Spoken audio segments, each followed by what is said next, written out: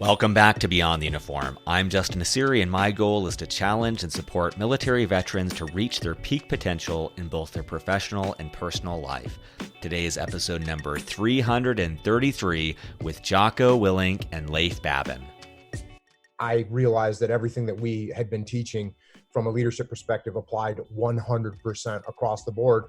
And then luckily this CEO realized that too. He asked me to talk to all of his divisions. I went and was talking to his divisions. I was at one of those divisional meetings and the CEO of the parent company was there as well. And as soon as I got done, he came up and said, I want you to talk to all my CEOs. And he owned about 45 or 50 companies at the time. So I went and talked to that group of CEOs. And when I got done, a bunch of them came up to me and said, can you come talk to my company? Can you come talk to my company? And right then I knew we had something significant. And I also knew I was going to need backup. You know, I knew I was going to need help. I wasn't going to be able to do it all myself. Much like anything worth doing in life, if you can do it yourself, it's probably not that big of a deal. In 3 years and 333 episodes, today's conversation is the highlight of my time with Beyond the Uniform. More than anyone else I have witnessed, Jocko and Leif are doing the most to elevate the civilian world's understanding of military veterans and what they bring to the table. In this conversation, we talk about what it is like for Jocko and Leif to work together now out of uniform. We also talk about what it was like starting their company, Echelon Front. And it's not as easy as I thought it would be. We talk about their newest initiatives, EF Overwatch and EF Legion, incredible recruiting resources for the military community.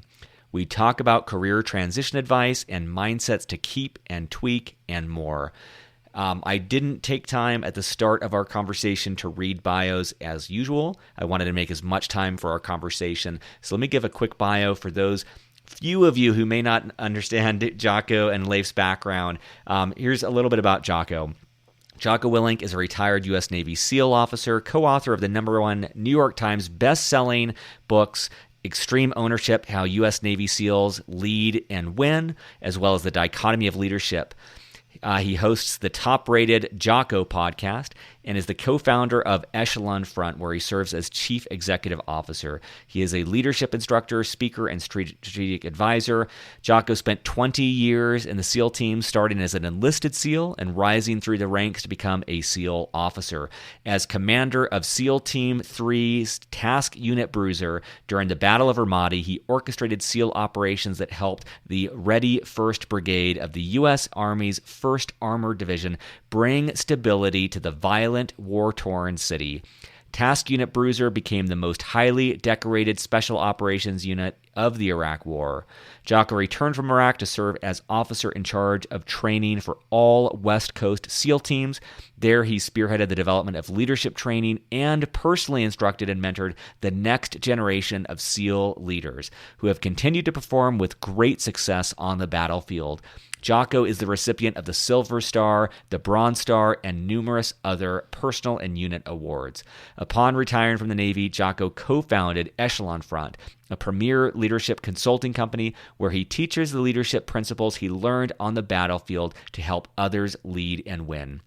Jocko also authored the Discipline Equals Freedom Field Manual, a New York Times bestseller, and the best-selling Way of the Warrior Kid children's book series.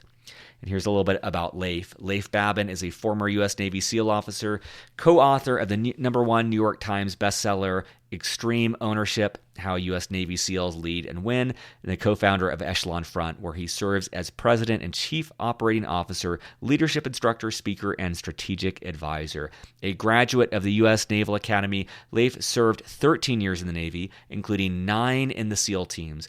As a SEAL platoon commander in the SEAL Team 3's Task Unit Bruiser, he planned and led major combat operations in the Battle of Ramadi that helped the Ready 1st Brigade of the U.S. Army's 1st Armored Division achieve victory. Task Unit Bruiser became the most highly decorated special operations unit in the Iraq War. Leif returned from combat and became the primary leadership instructor for all officers graduating from the SEAL training pipeline. There, he reshaped SEAL leadership training to better prepare the next generation of SEAL officers for the immense challenges of combat. During his last tour, Leif served as operations officer and executive officer at a SEAL team where he again deployed to Iraq with a Special Operations Task Force. He is the recipient of the Silver Star, 2 Bronze Stars, and a Purple Heart. Upon his departure from active duty, Leif co-founded Echelon Front, a premier leadership consulting company that helps others build their own high-performance winning teams. As always, at beyondtheuniform.org, there are show notes with links to everything we discuss. I am sincerely hoping that you all check out both Echelon Front, Overwatch, and EF Legion, as well as any of the books and podcasts. We've tried to include as many as possible, and there are a lot of them. So check those out if you want to dive deeper into Jocko and Leif's wisdom. So with that, let's dive in to my conversation with Jocko and Leif. Dive.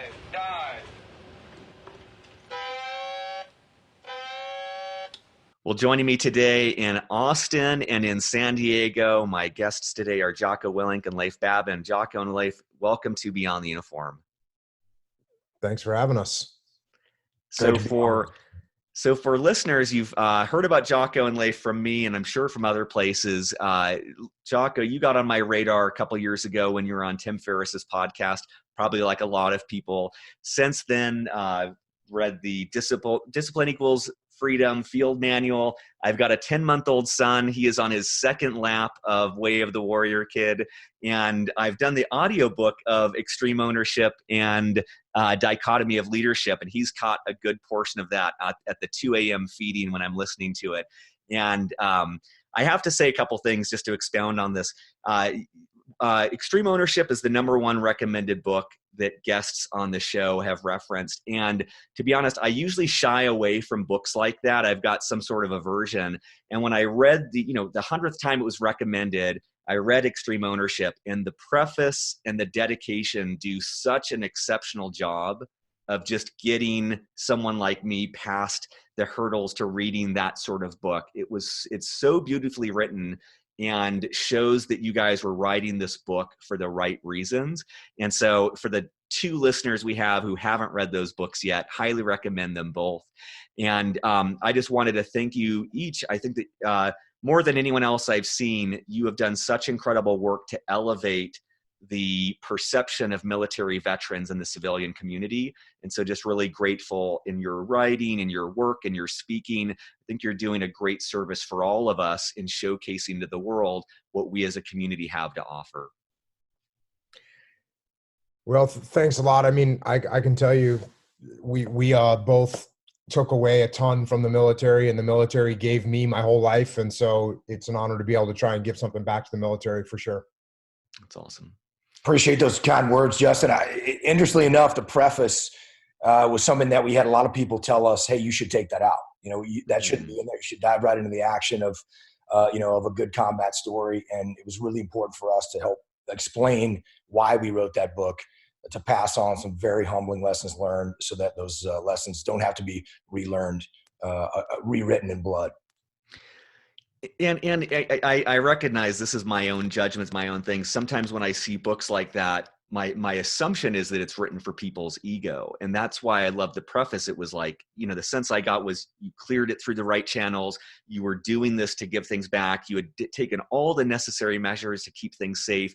And the love and respect that you have for your fallen colleagues with Mike, Mark, and Ryan, like that love comes through in the book. Like it seems like the dedication there was so powerful. So all of those things together worked well. And I loved the format. I loved the excitement of the war story, the principle, and then the application to business. And between the 3 of them, it really rounds out to something that's universally applicable and extremely entertaining to read. So I thought it was beautifully done. So maybe to start things off, Leif, one thing I wanted to ask you about is you left the military after about 13 years of service. And I know so many of our listeners struggle at that point. That seems to be a questioning point of, do I stay in for 20? Do I get out? And I'm just curious, you had your own unique circumstances, but any advice you have for listeners about how to approach that decision? Absolutely. I mean, it's definitely a tough decision. It's the only thing I ever wanted to be was a combat leader my whole life. And I got a chance to do that in the SEAL teams. And I always said that I was going to stay in until I stopped having fun.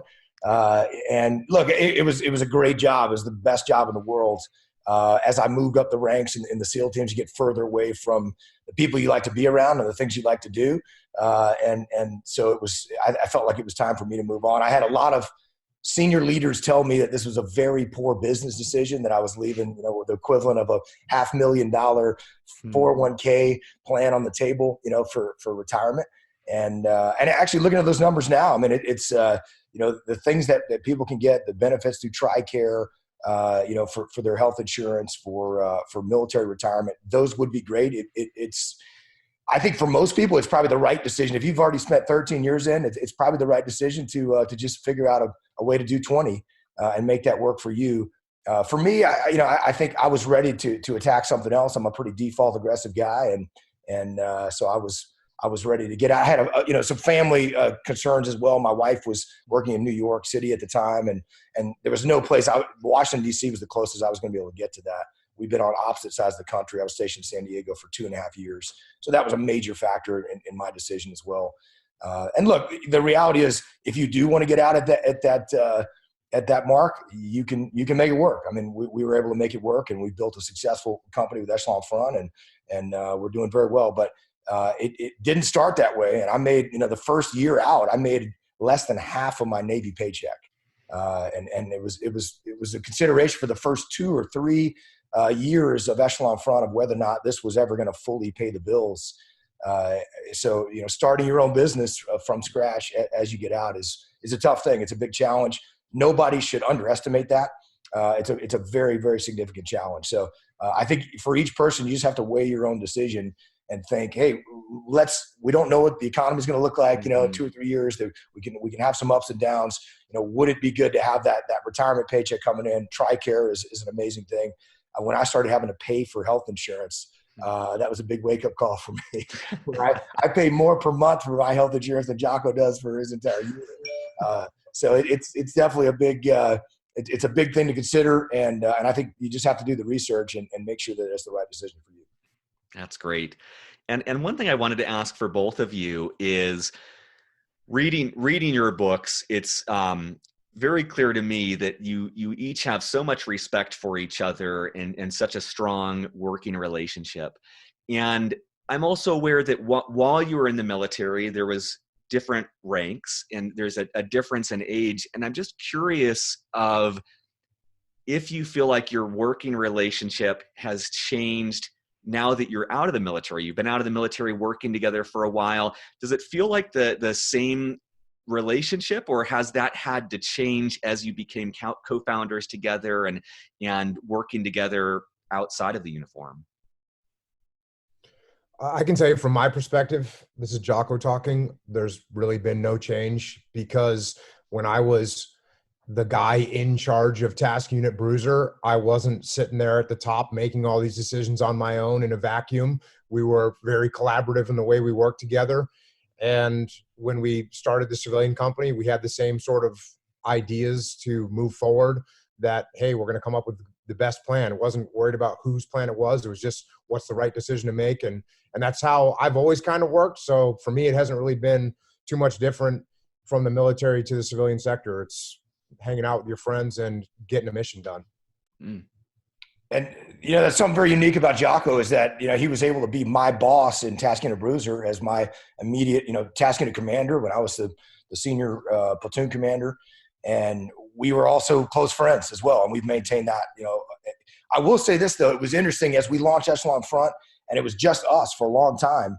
And then as we've grown, to more than a dozen employees now with Echelon Front, different leadership instructors, we realized that we actually had to institute decentralized command. It actually puts a command structure at Echelon Front. We couldn't just be the equal co-founders. And that's something Jocko and I had a conversation about. And it was interesting to me that he actually approached me, several years ago as we realized we needed to do this. And he was thinking that I was going to push back on that if about how we would put that structure in place, because he's the CEO of the company. And it was no factor to me whatsoever. It is, I'm totally happy to be the president, the CEO of the company. And that command structure is something that we've always worked under. We've always had a great relationship. And I think the way that Jocko leads, and what I've learned from him is this idea that, I mean, there's extremely, it's so minuscule the number of times that we even disagree about things. We're almost completely aligned. And if anything, when we talk, because he's in San Diego and I'm in Texas, we don't, sometimes if we haven't talked for a while because our schedules are going in different directions, I need that reassurance of like, hey, you got this, man. You're aligned with my vision. And I think that's an awesome thing. But he's always been approachable. If I disagree about something, he's not the guy, despite his looks. If you're watching this via video, if you've seen Jocko, he's not a guy that just says, do it my way. That we realize that's not good leadership. And he's always willing to say, okay, if you disagree with me, let's talk me through how that's going to work or why that is, and approaches conversations in that way. So it's been no factor. And I've seen a number of friends of mine that have worked with close friends of theirs or gone in business with them. And that's been really problematic. And I think that's just a testament to the power of good leadership. Jocko sets that, from the beginning. And if I've got a disagreement with him, I realize that it's my fault for not explaining, my position or why I think we should go in a different direction. And I think it's a testament to the power of extreme ownership, and what makes this work and what makes our company successful. That's great. One thing that I realized when you're saying that, so people have listened to the show for a long time have heard me talk about Cal Newport, who wrote a book called So Good They Can't Ignore You. And we've had him on the show. And the premise is you build up career capital that you can then cash in for different things, different opportunities or transitions. And what you're talking about, Leif, it's almost the thought of, it seems like you both built up a fair amount of relationship capital in working together in so many different circumstances in the military. And you've been able to leverage that relationship capital in a wildly different context now in running your own company. And I don't think I've had anyone on the show that has done that forged a really strong bond in the military and then leveraged that to take that relationship in a different form, in a different vehicle. And I think it's awesome that you're setting that example that you can do that. If you work with someone really well and you've tested that relationship in the military, that's someone to consider co-founding a company with or working alongside. And I also love how you're both embodying the principles that you teach in your books and you're applying that to your company, and that's how you're able to keep things running so smoothly and efficiently.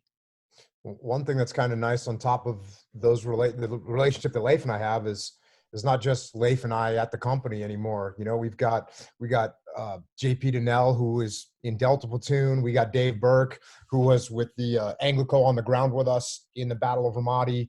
We got Jason Gardner, who's another friend of mine from the SEAL teams. Flynn Cochran, another guy from the SEAL teams that worked for Leif. His wife, Jamie.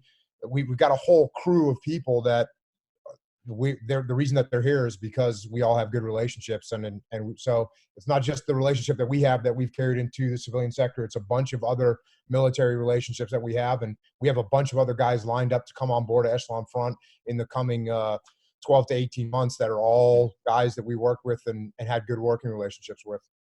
That's awesome. I want to delve a little bit more into Echelon Front, but just to set the stage for those not familiar with Echelon Front, how would you, if you were to bump into someone on the streets, some Marine or Army or Air Force person, and they said, what do you do for a living with Echelon Front? How do you answer that question? I just tell people it's a leadership consulting company and we teach people how to lead. I love it. And at this point, you've helped over 400 businesses since starting Echelon Front back in 2010. Could you share a little bit more, like what was the starting point? Was there a moment that you attribute to having this idea, or what was the genesis? I can speak to that because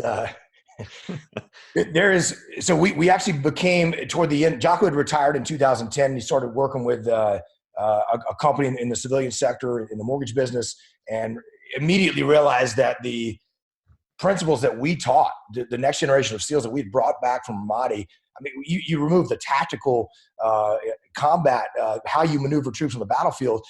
That's the easy part of leadership, right? The hard part of leadership is actually getting a diverse group of people with different perspectives and different egos and different ways of wanting to do things to actually align, to work together in order to accomplish a strategic mission and win. And that applies to any team in any situation. And so when I left active duty in 2011, Jocko had retired in the fall of 2010. I had spoken to a company that can't come and visit our team, and they were really interested in how we taught leadership. And they wanted to ask a lot of questions about the program that I had run, which was the junior officer training program. And so I realized right away as well, for me, it was a real revelation. These leadership lessons absolutely apply.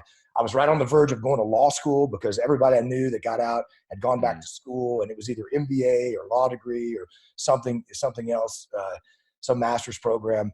And, for every single officer I knew that was getting out. So I thought, hey, that's the transition. I decided law school would be interesting. I had people ask me, hey, do you want to be a lawyer? I said, absolutely not. But I thought a law degree might be useful in some capacity. We had a bunch of our friends killed on the helicopter extortion 17 that got shot down in August 6th, 2011. And one of those guys had been at my wedding a month before that, Brian Bill, close friend of mine, and Jocko and I served with a number of those guys. And it was another revelation that a lesson that we learned over and over again, that life is really short. You should do the things that you want to do. And I immediately decided to defer law school. And I was sitting there talking with my wife in New York City and thinking that, what I want to do with my life. And she asked me, well, what are you passionate about? What would you like to do? And the thing I love to do most was a SEAL platoon commander. That's the best job in the world. And I would do that job again in a heartbeat. And I couldn't do that job anymore. I'd already been, I made it up to the XO level at a SEAL team. So I was way beyond the SEAL platoon commander. And I decided the second best job that I really liked was teaching leadership to those young junior officers. That program that I ran for 2 years. Every single officer graduated from our training pipeline. We put through that. And that was, I was passionate about that. I loved mentoring these young junior officers. And so she's like, you should call Jocko and start a company. That's what my wife said to me. So I did that. I called Jocko. I said, hey, we need to start a leadership company. He said, Roger that. Let's make it happen. We started Echelon Front there in the fall of 2011. We became an official LLC in February 2012. And it wasn't until about 2 or 3 years afterward that I realized I thought Echelon Front was all my idea. And then I realized that Jocko and I had a conversation about a year and a half prior to that, where he asked me if I wanted to start a leadership company. And what is it? And I threw out this gargantuan number that I thought was totally unachievable. And he just kind of nodded his head and he didn't say anything. And so I realized that the idea to launch this leadership company was 100% Jocko, and a seed that he had planted that I had totally even forgotten was his idea. And I think that's the power of great ideas is it doesn't matter who gets credit. We just want to win. And I think that is something he kind of laughs about that now, when I say that, but totally, he started planting that seed back in 2010, that realizing that there's a huge need to pass on these leadership lessons learned, something that's practical, that's applicable. We don't teach stuff that's learned in a classroom. This is learned through experience and learned through the mistakes and failures that we made. And we failed and made mistakes over and over and over again. And what we learned from that to try to help others succeed in whatever arena they're in. So I think that's really, back to your previous question, that's the success of Echelon Front as it's the success of any organization. It's why we say humility is the most important quality in a leader. Is if you take your ego out of it, doesn't matter who gets credit for what. It's about winning and what we can do to contribute to a team that's going to win. So that's how Echelon Front came to be. And it took me several years to remember that it was actually Jocko's idea and not mine. Yeah, I was really lucky when I retired from the Navy about 6 months prior to retiring. A guy that I knew that was the CEO of a big company asked me to talk to his executive team about leadership, and I went and talked to them. And when I got done, he asked me to talk to every division in his company. And it really, as Leif pointed out, as soon as I had one conversation with these civilian leaders, I realized that everything that we had been teaching from a leadership perspective applied 100% across the board. And then luckily this CEO realized that too. He asked me to talk to all of his divisions. I went and was talking to his divisions. I was at one of those divisional meetings, and the CEO of the parent company was there as well. And as soon as I got done, he came up and said, I want you to talk to all my CEOs. And he owned about 45 or 50 companies at the time. So I went and talked to that group of CEOs. And when I got done, a bunch of them came up to me and said, can you come talk to my company? Can you come talk to my company? And right then I knew we had something significant And I also knew I was going to need backup. You know, I knew I was going to need help. I wasn't going to be able to do it all myself. Much like anything worth doing in life, if you can do it yourself, it's probably not that big of a deal. So, and then Leif was, you know, happened to be getting out at the same time, and, you know, the worlds aligned, and he had that brilliant idea. So he called me up, and here we are. I'm realizing as you both are sharing this, we need to do a spouse appreciation episode, because Leif, it's clear that one of the milestones on this journey was your wife's input of recognizing what energized you and kind of nudging you in that direction. And I think there's probably 24 episodes I've had where the significant other played such an important role in giving that feedback. And what I love too about what you're both saying is the realizing, I think that a lot of guests we've had on the show and a lot of listeners sometimes question how transferable their skills are from the military.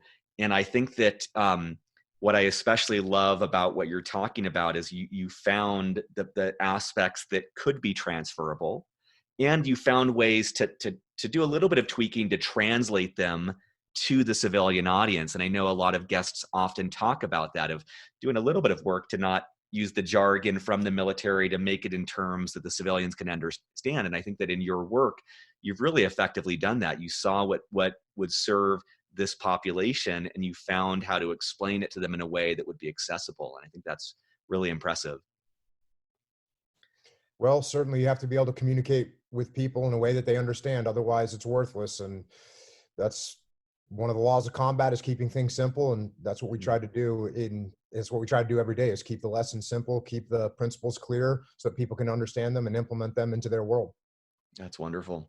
Justin, I wanted to just make a comment about, you were talking about the appreciation for spouses, and look, I think that'd be a great episode. Jocko is married to probably the nicest human being in the entire world as well. She is absolute saint in more ways than one, and yeah. So I think that's a great appreciation. Kind of just in case you didn't pick up on this, that's kind of a backhanded shot at me. You know, my wife must be a saint to be married to a guy like me, but I'll give it to him. It's actually true. So, listen, it's the truth, and look, I appreciate military spouses in a huge way, and I think that's great to recognize them. I would say though that is, I think that what my wife was asking me there is a really important thing, and it's something that we do all the time at Echelon Front with the leaders that we work with. When someone comes to me and says, "Hey, I don't know if this is where I want to be, or do I want to launch my own company?" And we get this all the time. Whether it's at our muster, the leadership conferences that we run, or companies that we work with, we get people reaching out to us and asking those kind of questions. And what we always try to tell them is to think strategically, just as my wife was telling me there, where do you want to be? Where do you want to be 30 years from now? And kind of backwards plan toward that. I think the worst thing that anybody can do getting out of the military is just fall on, into the first interview that comes available. I think you really need to do some research and figure out what you want to do for a career, and look for a career that you can really take pride in, and be eager to go to work and actually be excited about the mission that you're a part of, finding your new mission. I think that's super critical for anybody, rather than just fall into the first job that's available, because you're going to get in a situation where you're probably looking for a new job pretty quick if you do that. I 100% agree. One of the driving forces that caused me to start Beyond the Uniform was the frustration, like equal parts frustration of the man or woman who got out of the military expecting things to be better and realizing you probably would have been happier in the military. And then there's people who stay in the military out of fear of not knowing what they're going to do. And it really triggers me to see people just take a job that is not right for them because they don't know. Like I'm in the same category as you, Leif, MBA or law school. Those were the two paths I knew. And it took me going to business school to realize there are thousands of options, thousands of different career paths, and finding the one that's uniquely suited to you. That's definitely one of the goals of this show, is to be able to spotlight those and say, these are different options for you. And if it resonates, do some homework and go after it.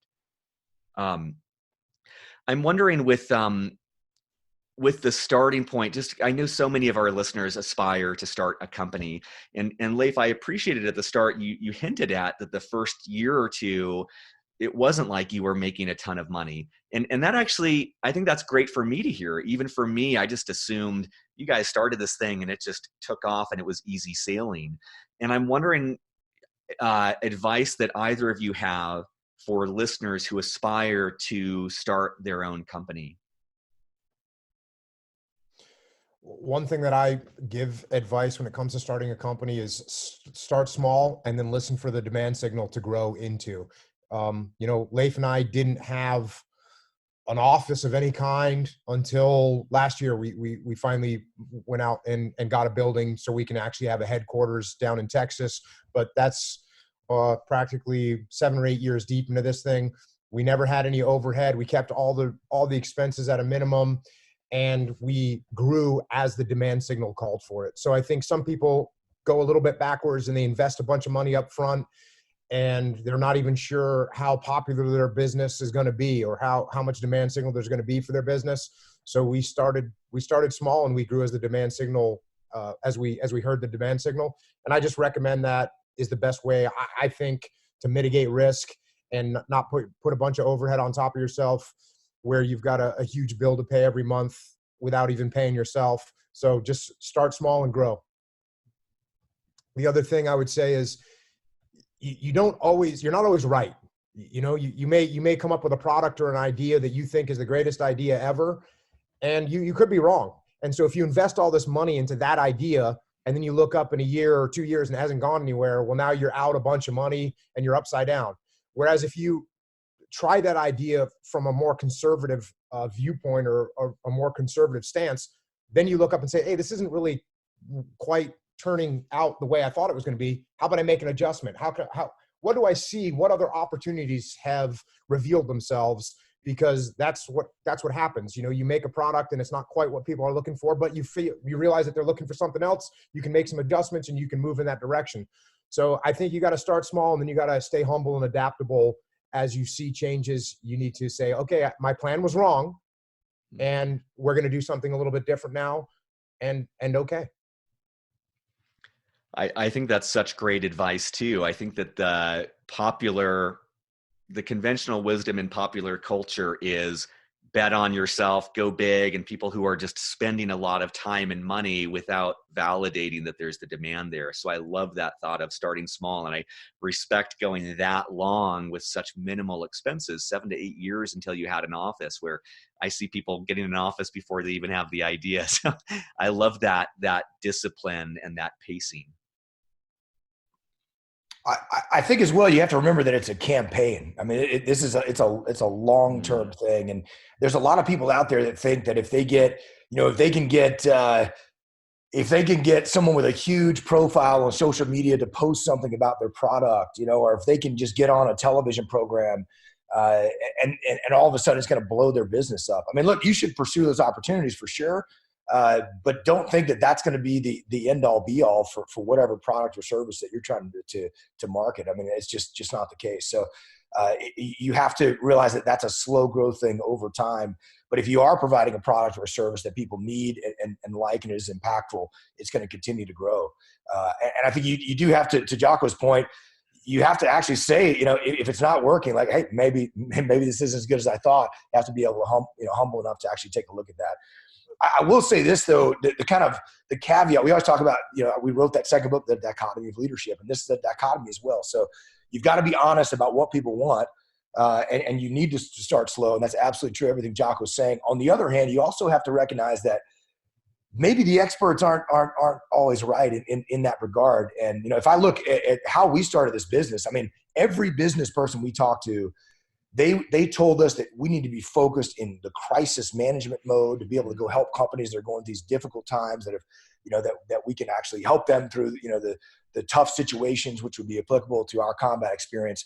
And that is the tiniest percentage of the clients that we worked with. And it's well above 400 at this point. We're talking, we're probably pushing, probably pushing 1,000 companies that we worked with over the last almost 8 years now.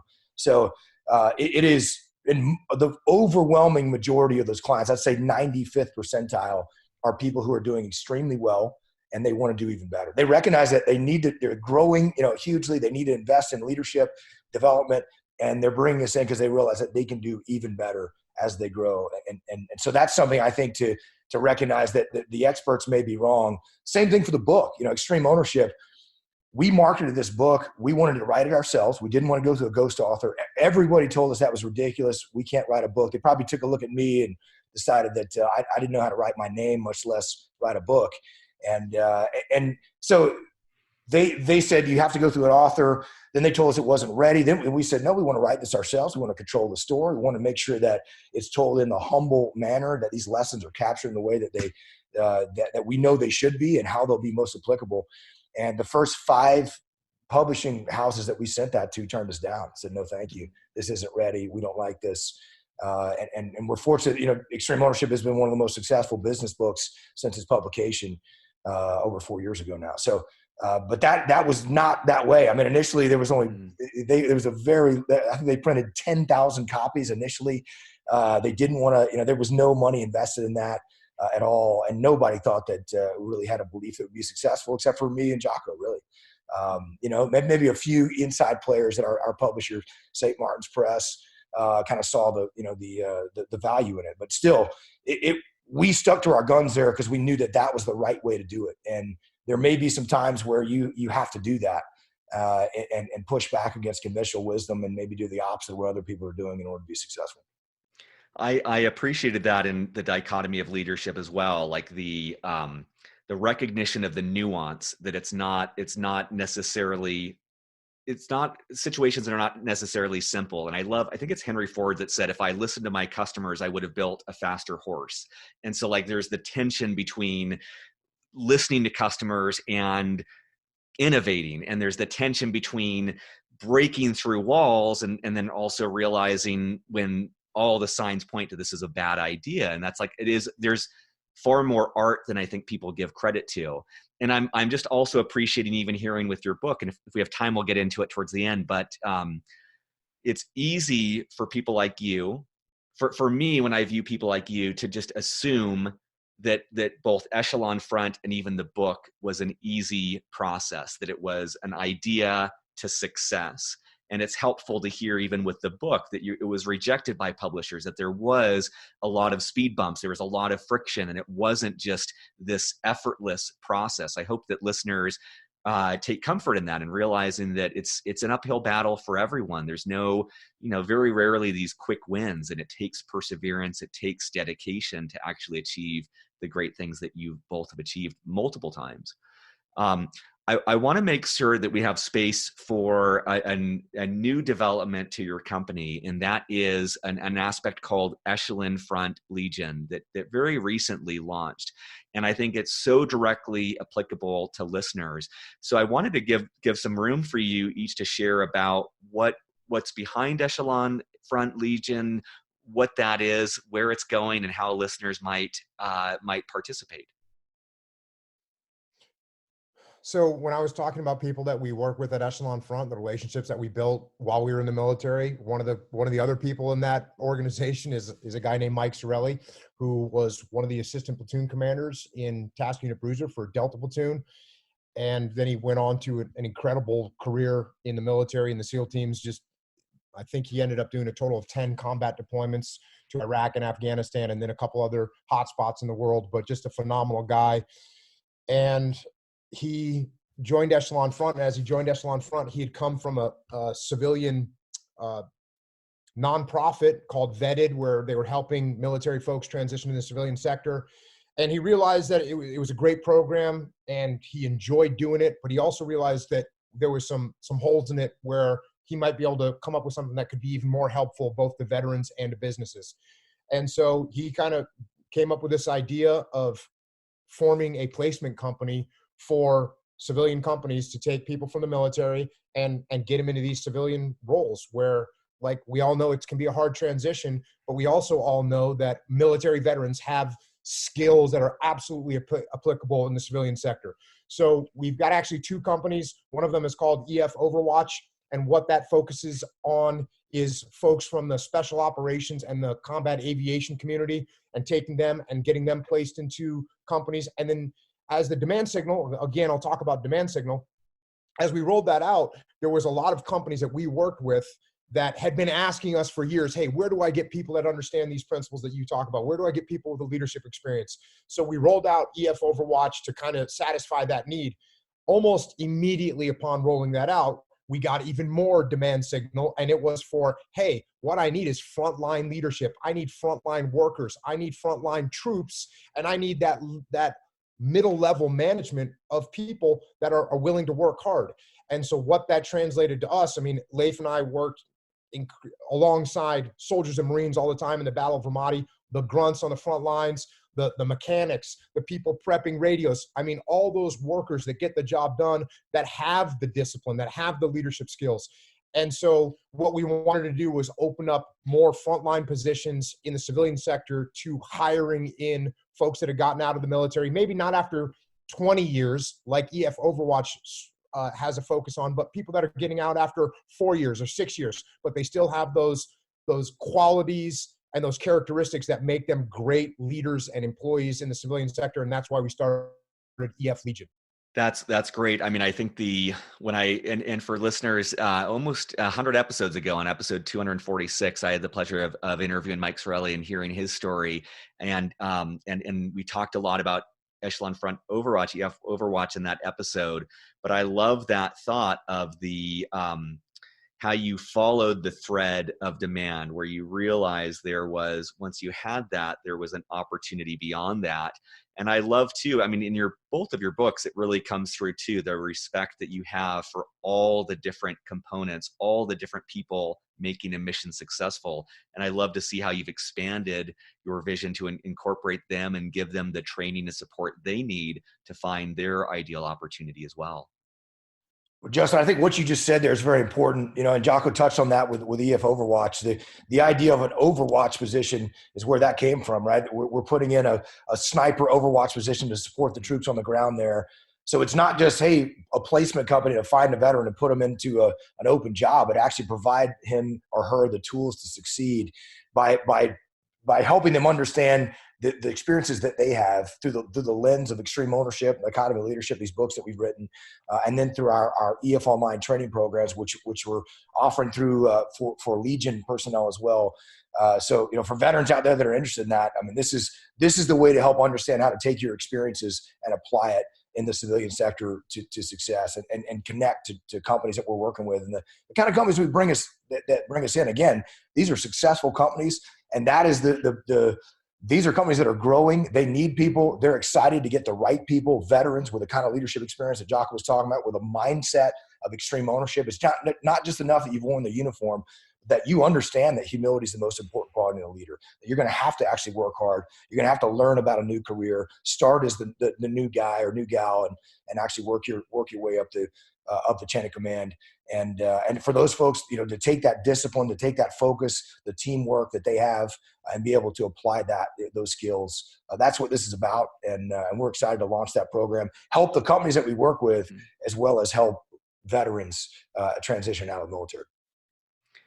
What I love about that is, probably half the interviews that I've done, the number one challenge that guests on the show identify is, hey, when I left the military, I had this wealth of experience and knowledge, and it was challenging to figure out how to explain that to a hiring manager and to a company.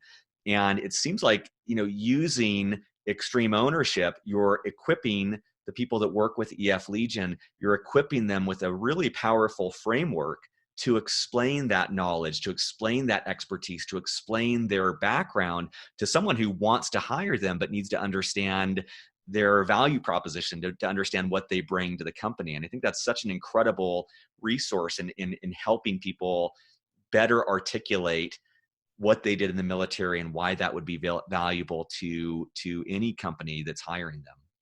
Yeah, we actually attack that problem from two directions, because not only does the military personnel learn about extreme ownership and how to translate that into the civilian sector, but the companies that are seeking people, well, they're people that already have read extreme ownership. They understand the principles themselves, so they can easily identify them inside the recruits and candidates that we bring forward to them. So it's solving the problem from two directions, which has turned out to be very beneficial.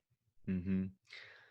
That really underscores too the work that you both have done. It is educating the civilian population. It's just helping them better understand why they would want to hire the military community members. And so I love that you've built this, not marketplace, but you've built this, you forged these relationships that are mutually beneficial.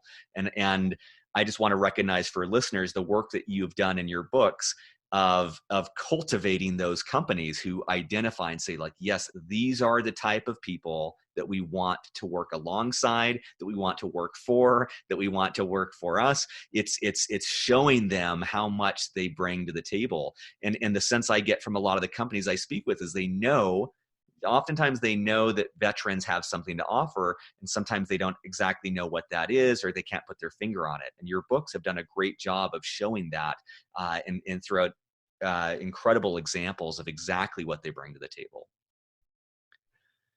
I'm wondering if anything stands out around you've seen different junior non-commissioned officers, you've seen different officers leaving the military, and I'm curious if you've seen any sort of mindset changes that need to occur. And I just say that because we're giving a lot of praise to all of the things that we learn in the military that are an asset in the civilian workforce, and I'm sure that there's things that could be a liability if not kept in check or maybe not tweaked a little bit. And just wondering if anything stands out for either of you on that. It's the same thing that we talk about all the time from a leadership perspective. What's the most important quality for a leader to have? It's humility. And what can happen with a person that was in the military is they've been in the military for 6 years or 8 years, and they know their job well, and they're used to maybe telling people what to do, or at least used to being an authority in their particular subject matter. And let's face it, when you get out, you're entering a completely new industry. And if you can't get humble and say to yourself, okay, I need to take a step back, I need to listen, I need to learn, I need to have an open mind, and instead you walk in there acting or pretending that you know everything, people are going to see right through it, and they're not going to like it, just like they don't like it in the military. So when you get out of the military, you have to get humble. I mean, you heard Leif talking about taking a massive pay cut.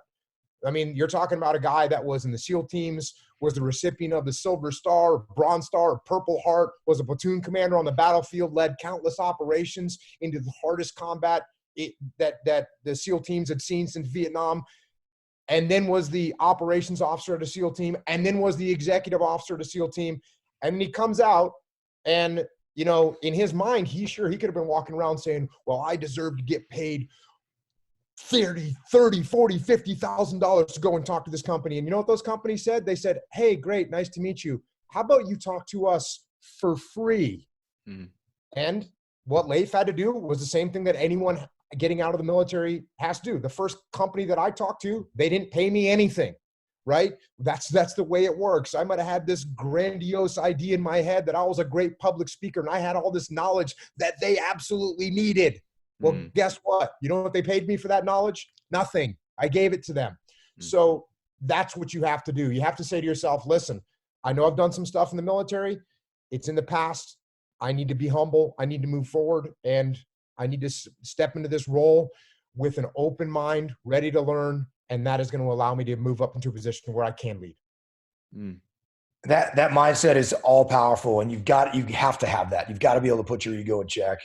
And that's critical. I think the other thing you have to do is you got to work hard. You've got to do the work. Jocko's mantra that he lives by is discipline equals freedom. If you want the freedom to succeed at the highest level possible, you've got to have the discipline to actually do the hard work, do the preparation, and make those things happen. And we do see some veterans that, they worked hard. They've deployed. They've been away from their families. And they feel, hey, in the civilian world, I'm just going to coast. I'm not going to work hard.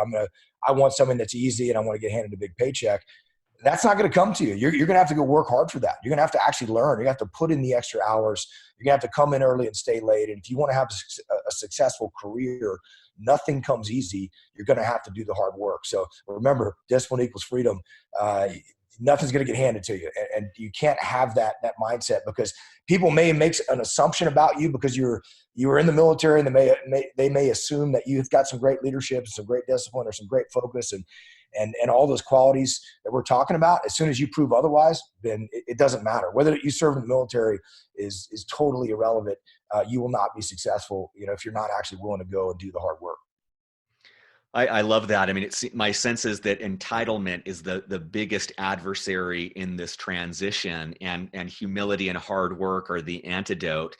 And what I hope listeners are encouraged by is, if there's one trait universally that I see in military veterans, it is the ability to get stuff done, to just break through walls and overcome unbelievable obstacles. And if you can take that asset and apply that with that fresh mindset in your civilian career, you're unstoppable. But it does take a fair dose of humility, of realizing, like, I climbed Mount Everest and now I have to start on the stair stepper. It's, just taking a little bit of humility and starting from scratch. And many of you have probably done that in different commands and in different roles. It's just adopting that same mindset.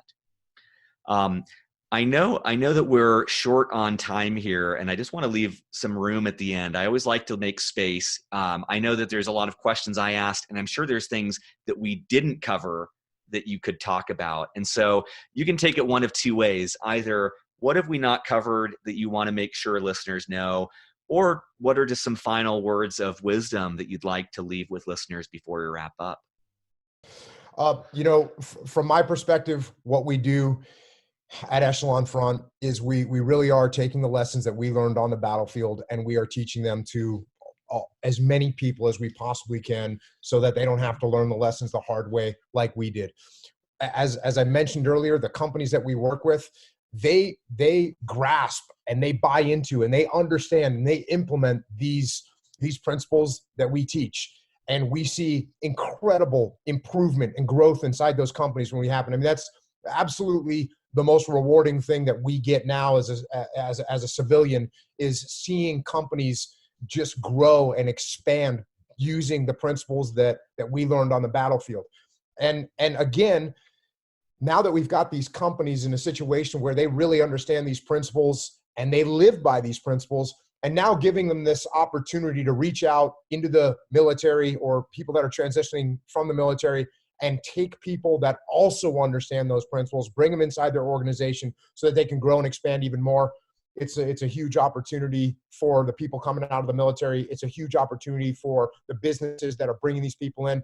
And for us, that's just extremely gratifying to be able to pay something back to the military for their service, and then also to be able to give what's really ends up being a parting gift. Because one of the things that we do at Echelon Front is we don't want to go in and milk a company and make ourselves a crutch that they rely on, and now they got to keep us in perpetuity, keep us forever there working. What we want to do is we want to teach these principles, we want to have them grasp the principles and move on. So what's nice now as a parting gift is we can say, oh, by the way, here, you can hire some people that understand these principles, that can fold into your company, that will stay at your company, that will be a part of your company, and that will grow with your company.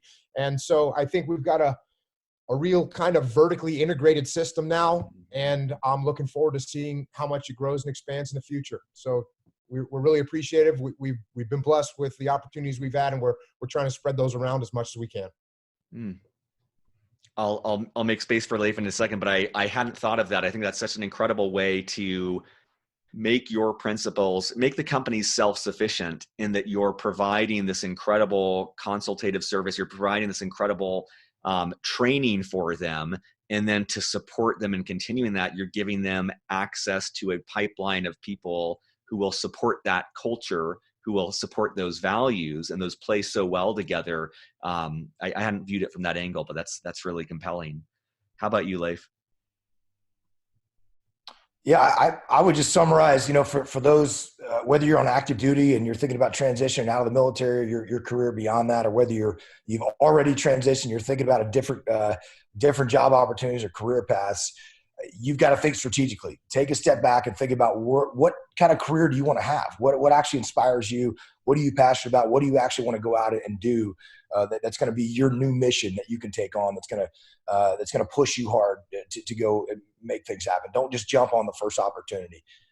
As Jocko and I have talked about, be humble. That's incredibly important. And I think one of the ways we capture that in the Dichotomy of Leadership is And in the last chapter of Extreme Ownership, chapter 12, called the Dichotomy of Leadership, is the final dichotomy we talk about there is that you have nothing to prove, but you have everything to prove. And I think in one way, you have to think about that as a military veteran. You've served your country. I mean, you've got extraordinary skills that you've learned. The U.S. military is the most amazing leadership development program in the entire world. So you've been through that. You have those skills. In one regard, you got nothing to prove. On the other hand, you have everything to prove every day, that you're going to make the right decisions. You're going to be able to remain calm and not get emotional. You're going to put the mission before yourself. You're going to be disciplined to do the hard work, and you're going to step up and take ownership when things go wrong and solve those problems going forward so that your team can win. And I think if you stay focused there, that's going to lead you to success. And, for anybody that's interested in checking out, EF Legion, you can go to the website there, or for the EF Overwatch website as well. That's eflegion.com or efoverwatch.com. Any veterans that want to apply there can join that. And we've got an amazing group of companies that are super excited to take the kind of leadership that they see, with a mindset, folks, not just veterans, but people with a mindset that we're talking about, and we can help you translate that to the civilian sector, find those awesome career opportunities, and it's just extremely rewarding to be able to give back in that regard, not only to pass the lessons on that we learned on the battlefield, but as you said earlier, Justin, honoring those that we lost. And I think that's the best way that for any veterans out there that have lost their teammates or their friends or family members, that you can honor them by actually finding that new career, finding that new mission, and going out there and succeeding in whatever arena that you're taking on after your military career. I love that. And I think for listeners, you've probably heard many things that differentiate EF Legion from other recruiting organizations. And I don't have any dog in the fight one way or another, but one of the things I most appreciate about what you just said was finding a mission. It's not just slotting someone into a job. It's not just let me place someone because then I'm going to get a recruiting check. It is really having the intention that people in the military find their next purpose. They find their next mission. They find something that's uniquely suited for them. And I think that's such a great way to approach this. So for listeners at beyondtheuniform.org, I'll have show notes with the links to everything we discuss at EF Legion, EF Overwatch, all of the books we discussed, other podcasts that are featured these two amazing human beings. But thank you for taking the time to speak with me and the Beyond the Uniform audience today. It means a lot. Thanks for having us on. Appreciate it. Thanks, Justin. Keep getting after it. Surface.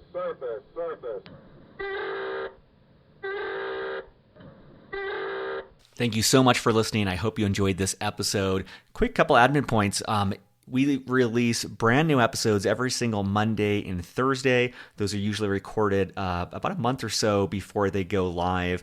Every Monday and Thursday, we have an interview, usually almost always with a military veteran about their civilian career. More and more, we're starting to add in experts who may not be veterans, but may have some expertise that will help the military veteran community. Saturdays, I typically post more of a behind the scenes episode, which is a free form format. I try to use what I'm calling a mullet format. And by that, I mean business up front, party in the back, talking through admin points, professional topics related to the podcast. It might be a conversation I had that week. It might have been an interview I had that week, but just trying to share things that are top of mind that may help you in more of a free form, straight from the heart format. And then the party in the back is the personal side of things, just kind of more free-flowing thoughts on life, on improving oneself, just kind of whatever's going on in life, and trying to be authentic and honest about those things as well. Special thanks. We have an all-volunteer army of people behind Beyond the Uniform making this possible. We do this on our lunch breaks, on our evenings, on our weekends, because we love the military community. We want to give back. We want to make a difference. We want that as part of the purpose in our life that we valued in the military. So special thanks to Steve Bain. Steve does pretty much everything. He helps secure guests. He does our newsletter. He keeps the reels rolling and keeps me sane. Kathleen Dillon, the first person to join our team. She writes text transcripts of every single episode. It's wild. She keeps up with 2 of these a week despite a demanding career and education right now. But those transcripts help us get more SEO value, helps our audience more. Andrew Woolridge is our data guru. He helps us understand the numbers, which is the easiest way for us to figure out how we can better support you, and adds kind of the data oversight for that. Rick Healy does all of our social media. He is gaining more and more of an audience for us by getting our videos, getting our podcasts out on social channels. The best way to stay in contact with us is if you go to beyondtheuniform.org, there is a newsletter. You'll have a little pop-up that comes up. You can put your email in. We email twice per month. We try to be respectful, but it is a great way to get appraised of upcoming events, upcoming interviews, promos where companies are giving discounts to Beyond the Uniform listeners, and more. This does cost money to put on. We are committed to not charging veterans directly, and the way that we kind of offset costs is through corporate sponsors. So if you know of a company that would like to get in front of a military audience and their families, that's one way that we can both add value to our members, but also offset the costs of Beyond the Uniform and give us a little bit of budget to start expanding what we're doing. So that's the best way you can help us. If that's not something that you can do, a positive review on iTunes is greatly appreciated. Have a wonderful week. We will be back Monday, Thursday, and Saturday with more interviews. And keep up the listening. Take care.